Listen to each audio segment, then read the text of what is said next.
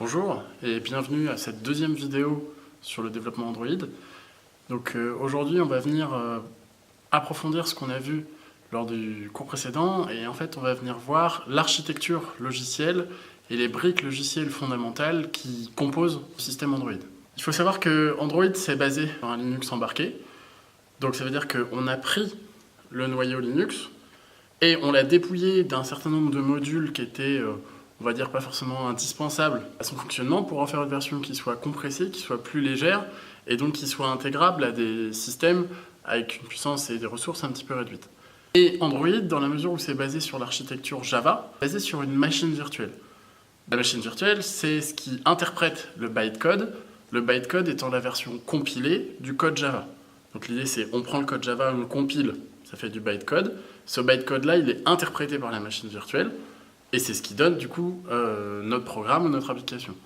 Donc Android c'est basé sur une machine virtuelle, mais c'est pas basé comme le programme Java classique sur la machine virtuelle Java, donc la JVM standard, mais sur une machine virtuelle à part qui s'appelle ART pour Android Runtime, qui fonctionne sur un modèle de compilation donc, qui a récemment changé, parce qu'en fait la machine virtuelle d'Android a été changée d'une ancienne qui s'appelait Dalvik vers une plus récente qui s'appelle ART. L'idée de ce changement, c'était de pouvoir permettre un gain en performance, mais une consommation en mémoire, disons une taille occupée par les applications un petit peu plus lourde. Il faut savoir que sous Android, c'est également possible de développer en natif.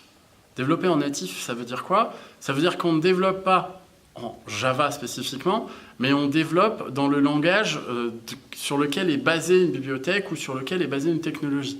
Par exemple, OpenGL, qui initialement a été conçu en C++, on pourrait très bien vouloir concevoir des applications Android basées sur OpenGL et les développer directement en C++.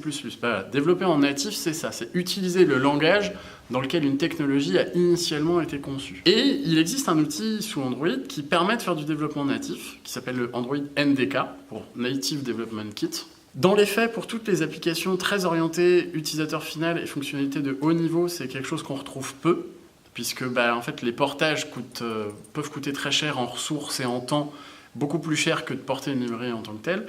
Et ensuite, étant basé sur Java, il y a quand même énormément de bibliothèques standards, pour reprendre par exemple de l'OpenGL, il y a énormément de bibliothèques standards qui ont été portées en Java et donc qui ne nécessitent pas de développer en natif pour pouvoir être utilisées. La fonctionnalité, c'est simple, c'est que à partir de notre code natif, le NDK, il va générer et fournir un bytecode correspondant qui pourra être transmis à la machine virtuelle.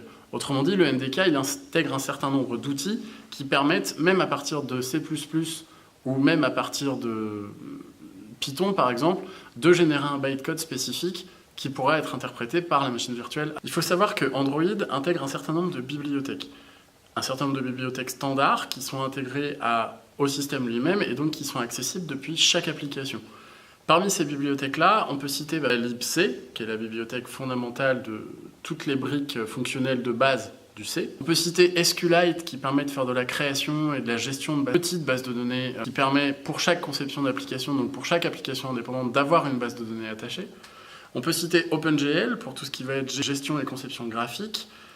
Et on peut citer également WebKit, qui est donc un moteur d'interprétation HTML.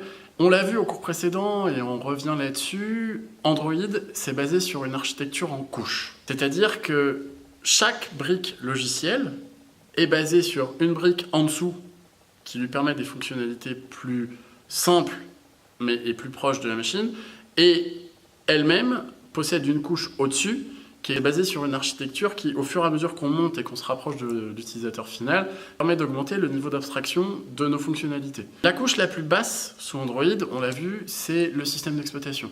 C'est lui qui gère la communication avec le matériel, que ce soit les capteurs, la mémoire, la gestion de la batterie, la gestion de l'écran, etc. Voilà.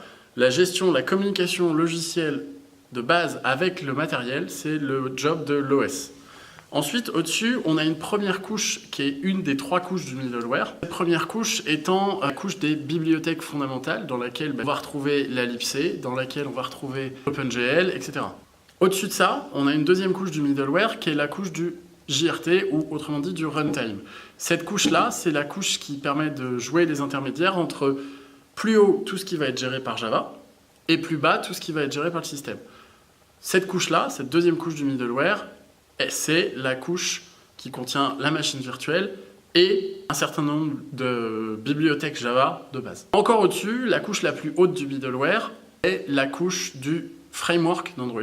Dans ce framework, on a tout ce qui est gestion de l'accès au capteur, gestion de l'accès à la localisation, gestion de l'accès à toutes les fonctionnalités avancées d'Android, communication, accès au centre de notification, etc.